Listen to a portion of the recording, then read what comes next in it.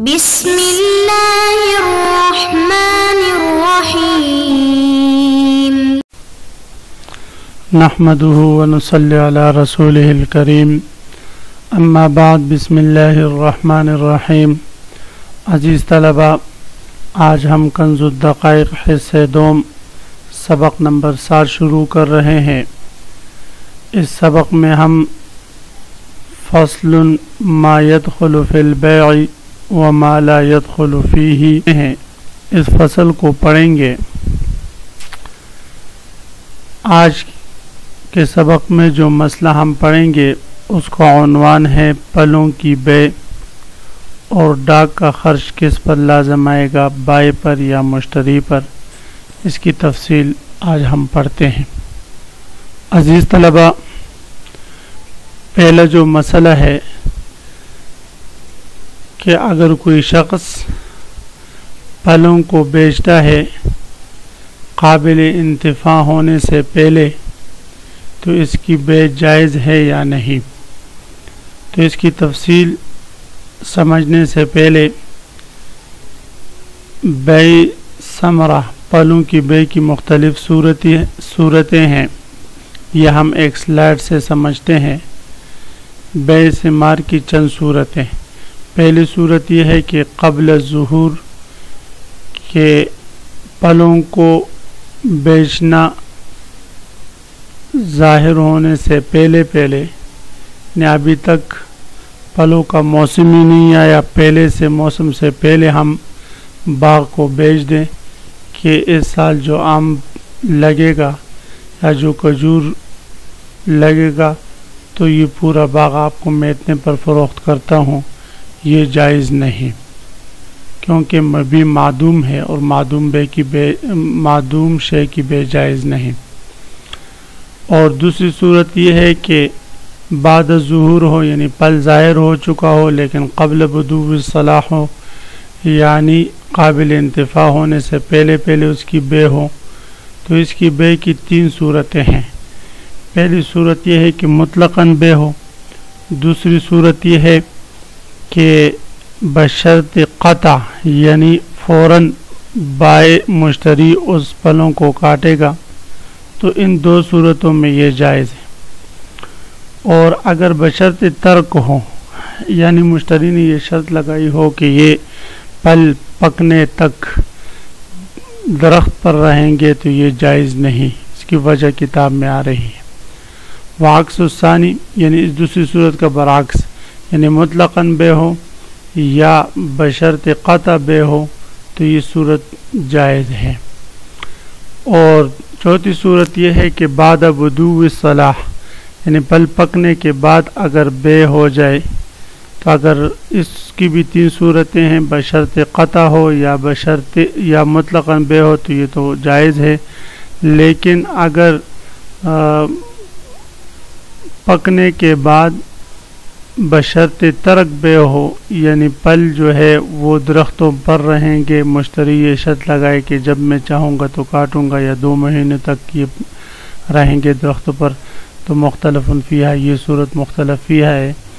کتاب میں اس کی تفصیل آ رہی ہے۔ عزیز طلبہ، تو اب آتے ہیں کتاب کی طرف۔ سب سے پہلے ہم عبارت پڑھتے ہیں: ومن باع ثمرة بدا صلاحها أو لا صح البيع ويقطعها المشتري في الحال وإن شرط تركها على النخيل فسدا۔ صورت مسئلہ یہ ہے، فرماتے ہیں اگر کوئی شخص بعد الظہور پھلوں کو بیچ دے، یعنی پھل ظاہر ہو چکے ہوں ان کو بیچ دیں، درختوں پر لگے ہیں ان کو بیچ دیں، بدا صلاحها أو لا، چاہے وہ قابل انتفاع ہو یا کہ نہ ہو، دونوں صورتوں میں صح البیع، احناف کے ہاں، امام صاحب کے ہاں یہ بے صحیح ہے۔ اور بے صحیح ہونے کی وجہ یہ ہے کہ وہ فرماتے ہیں کہ یہ مال متقوم ہے اور یہ ایسا مال ہے کہ اس سے نفع حاصل کیا جا سکتا ہے، چاہے وہ فی الحال ہو چاہے وہ فی المآل ہو، تو اس وجہ سے اس کی بے یہ جائز ہے۔ وَيَقْطَعُهَا الْمُشْتَرِي فِي الْحَالِ، لیکن اس شرط پر جائز ہے کہ مشتری فی الفور ان پھلوں کو درختوں سے اتارے گا اور باغ خالی کر کے وہ بائی کے حوالے کرے گا۔ وَإِن شَرَطَ تَرْكَهَا، اگر مشتری نے شرط لگائی کہ پل جو ہے وہ درختوں پر رہیں گے، باغ ہی میں رہیں گے 1 مہینے تک یا 2 مہینے تک درختوں پر رہیں گے، کھجور نخیل کھجور کے درخت کو کہتے ہیں، فسدا، تو اس صورت میں بے کیا ہو جائے گی؟ فاسد ہو جائے گی۔ اور فساد کی وجہ یہ ہے عزیز طلبہ کہ اس صورت میں مشتری نے بائی کے ساتھ ایک ایسی شرط لگائی ہے جو مقتضی عقد کے خلاف ہے،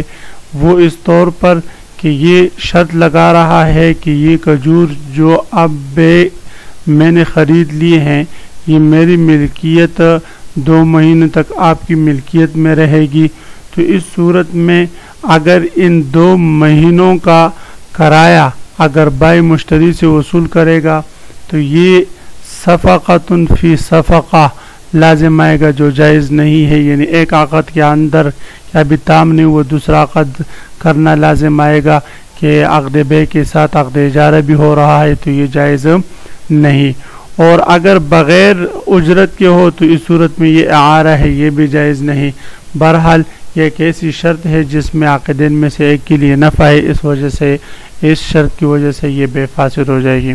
وَإِن شَرَطَ تَرْكَهَا، اگر مشتری نے شرط لگائی اس پھلوں کو باغ میں چھوڑنے کی یا کھجور کے درختوں پر چھوڑنے کی، فسدا، تو اس صورت میں بے فاسد ہو جائے گی۔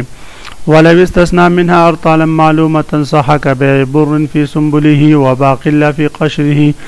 اب یہاں سے مصنف علیہ الرحمہ فرما رہے ہیں کہ اگر بائی نے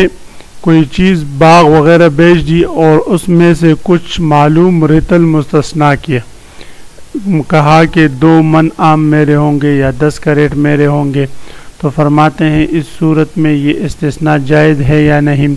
تو مصنف علیہ رحمہ فرماتے ہیں جائز ہے، اس لیے کہ ہر وہ چیز جس کو انفراداً بیچا جاتا ہے تو اس کا مبیع سے مستثنیٰ کرنا بھی جائز ہے، بشرطے کہ وہ معلوم ہو۔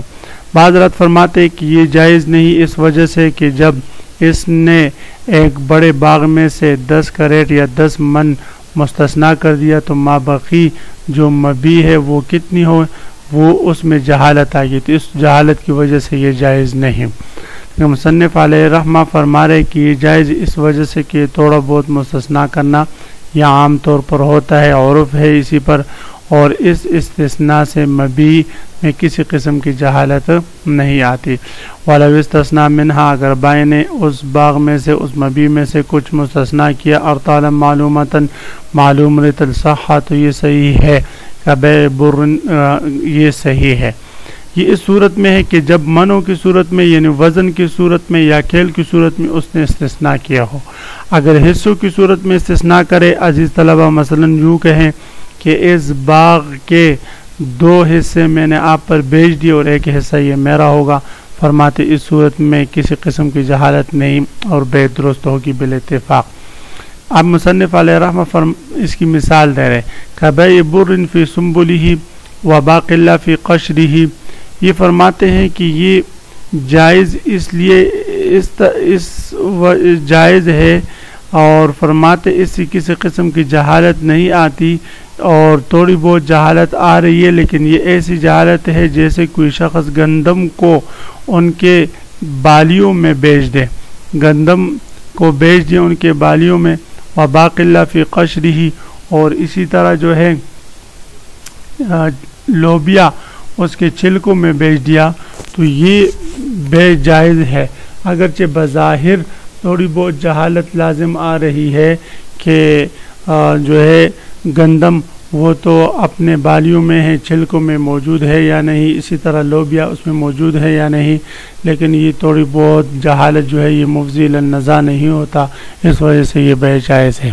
وَأُجْرَةُ الْكَيَّالِ عَلَى الْبَائِعِ وَأُجْرَةُ نَقْدِ الثَّمَنِ وَوَزْنِهِ عَلَى الْمُشْتَرِي، فرماتے ہیں کہ کیال کہتے ہیں مبیع ناپ کر مشتری کو دینے والا،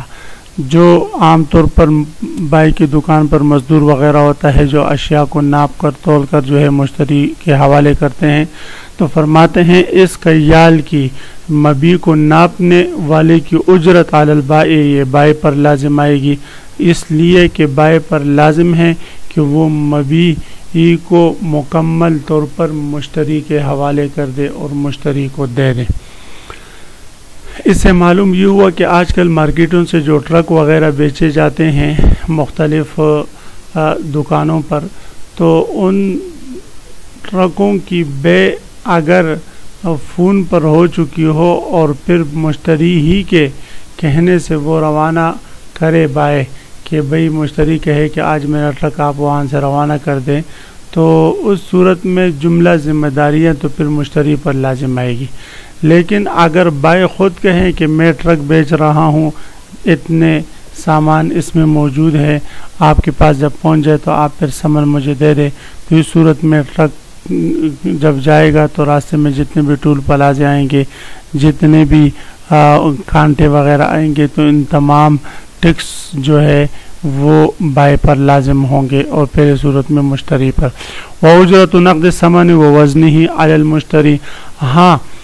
جب سمن کے حوالے کی بات آئے گی تو سمن کے حوالہ کرنا بائے کو یہ مشتری کی ذمہ داری ہے،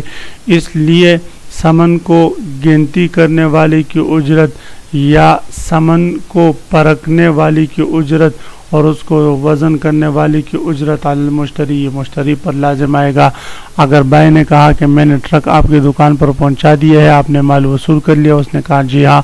وہ کہے گا کہ بھئی اب سمن بیچ دیں، تو یہ اگر جائے گا بینک میں سمن وغیرہ جمع کروائے گا تو بینک کی چالان کی فیس وغیرہ یہ سب جو ہے کون دے گا؟ مشتری پر لازم ہوگا۔